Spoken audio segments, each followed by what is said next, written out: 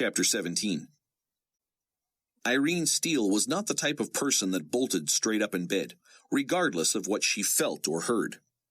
Rayford might sit up, or even creep out to see what had awakened them, but Irene tended to freeze if something startled her awake. And that's what happened this night. She'd had trouble falling asleep, as usual, when Rayford was away. But soon she was soundly out, hands clasped under her cheek as she lay on her side. What woke her was a shout so loud that it was as if someone were in the room. Clear as day came the piercing precision of every syllable, and her eyes popped open, her heart resounding against her ribs. Irene Steele. Liam, a graduate school student, had worked in the Jakarta, Indonesia Sunrise Crematorium throughout his university tenure. In fewer than 3 years, he had risen to the point that he was responsible for the actual burning of corpses. The hardest part of the job was the paperwork. Obviously, one had to be sure he was cremating the right body, and following whatever religious instructions had been outlined. The modern ovens, which each held one standard-sized cremation coffin and remains, burned at more than 1,650 degrees Fahrenheit, and consumed approximately 175 pounds every 30 minutes. Liam left everything on the coffins except the nameplates, as ornaments and fittings were combustible plastic. Once he was certain the paperwork matched the corpse, he would slide the coffin out of storage and onto an oversized steel gurney, which he would then roll to the oven door.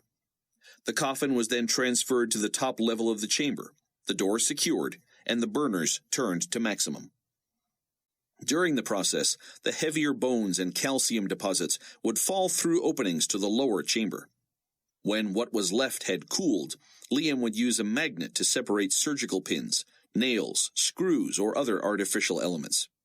He would then grind the final residue into a fine powder and deposit it in a decorative urn selected by the family. Liam was cremating the body of a missionary pilot whose religion was designated Christian.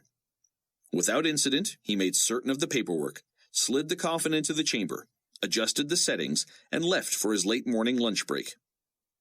Upon his return just after noon, Liam noted that the burning was finished and the cooling had begun. But when the remains should have been cool enough to begin the magnetic procedure, Liam was stunned to find nothing in the lower chamber. His brow knit with confusion, he rushed to his supervisor. "Show me the paperwork," the man said. "Did the coffin feel full?"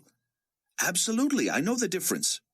"Then what happened in the process that kept the bones and calcium from dropping?" "No idea, sir." They checked the upper chamber and found only the ashes and dust from the coffin and plastic. "Liam, you are mistaken. That coffin had to have been empty." "How could that be? This has never happened before." No, sir, I clearly recall that coffin being difficult to get rolling from the gurney. It was not empty." "Liam, see for yourself. No residue of human remains. What will we tell the family?" Liam was terrified, though he could not imagine he bore responsibility for this. "I will open every coffin before burning it from now on." "But what could have caused this?" "You said you took a break. Do you suspect body snatchers?" "I cannot imagine. That is the stuff of horror movies. How would anyone get in here to steal bodies?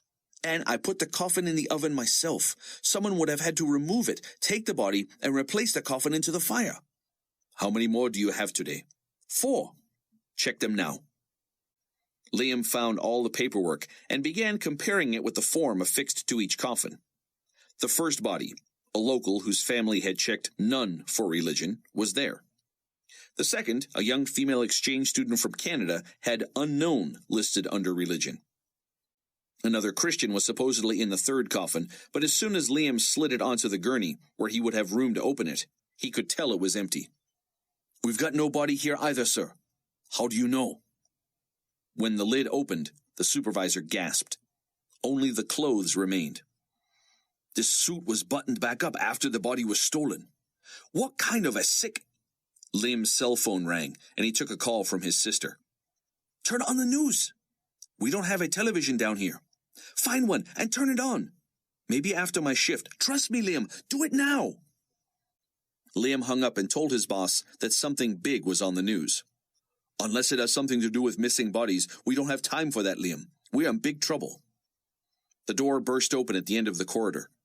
"You guys hear what's going on? Get up here!" Liam and his boss ran up the stairs and joined a scrum of fellow workers crowded around a TV. News footage showed a funeral parlor with coffins empty, save for the clothes and artificial body parts of the deceased. Panic broke out, and people rioted. A fresh story, fed from a network TV station in California, showed an anchorman disappear from his clothes on camera as the 9 o'clock news began.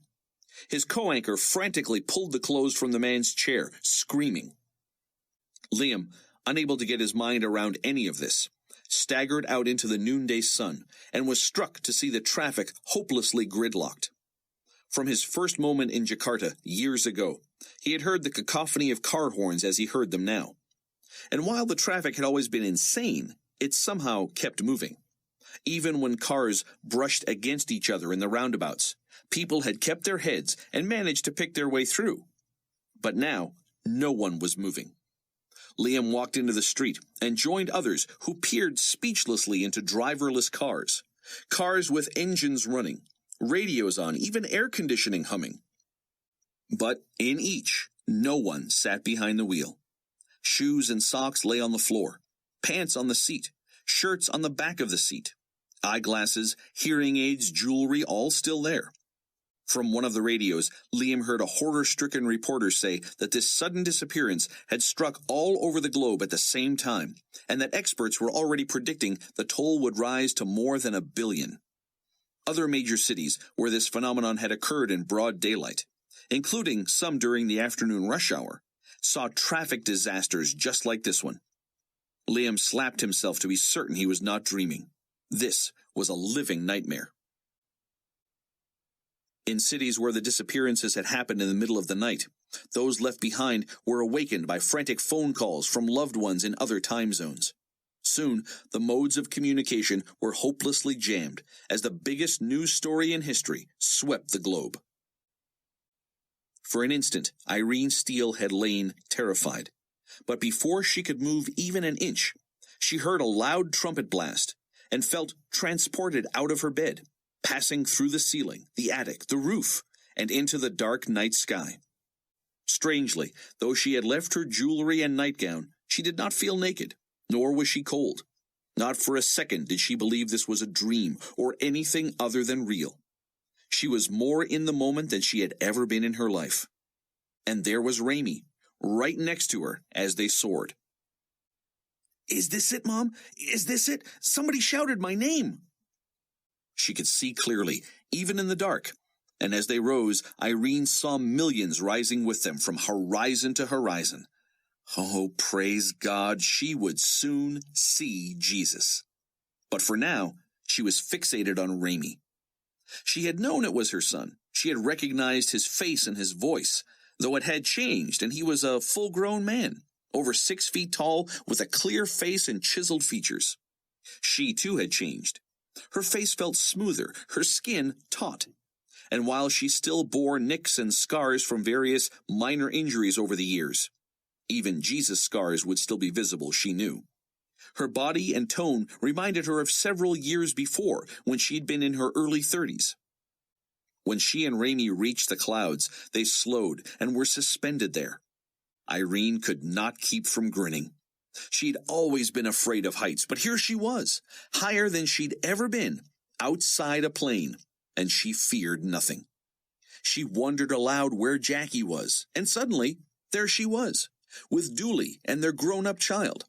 They embraced and stared and shook their heads. "It was you, you know," Irene said. "You really led me to Christ." "Me too," Dooley said. "I wonder if Pastor Billings—" And there he was with them, embracing everyone, rejoicing. "I always wondered what this would feel like," he said, looking half his age. "Thank you for your faithful preaching and teaching," Irene said. It was then that she realized there was no barrier between thought and action. "Raimi, it seems everything we think about happens instantly. I mentioned Jackie, and here she is. Dooley mentioned the pastor, and here he is. It's as if time has stood still, and all of this is happening simultaneously." "I want to see Grandma and Grandpa," Raimi said. And they appeared, youthful, lucid, no trace of the Alzheimer's that had claimed them both. "Irene," Rayford's father said, "you led us to Jesus. We're eternally grateful." "Yes," her mother-in-law said, "and we must pray for Rayford, who is not here, is he?" Irene shook her head, and the four of them huddled to pray. "I don't know what comes next, Lord," Irene said, "but I know Rayford must endure difficult days. Give him strength to resist the evil one, and bring him to yourself, God." All around them, Irene could hear cheers and squeals of delight as more reunions took place. People of all races and creeds celebrated. Irene knew they had to be speaking in their own languages, yet she understood every word. A Chinese woman announced for all to hear, pointing at another woman, "My daughter was in a wheelchair 20 years. Look at her now." From somewhere else, a father introduced a handsome, smiling young man. "This boy was born with Down syndrome." "I can't wait to sing to Jesus," the boy said. Irene saw two women embracing and weeping. "Your child?" she asked. One met Irene's eyes and nodded. "I had her aborted 16 years ago. She forgives me." "I have both arms," a man shouted, waving. "I'm whole," came from somewhere else. Had they been here for an hour or only a second? Irene couldn't tell. All she knew was that anticipation crashed over her like a waterfall. She turned to Rainey, and they said in unison, "I want to see Jesus." And the entire throng from all over the world ascended yet again.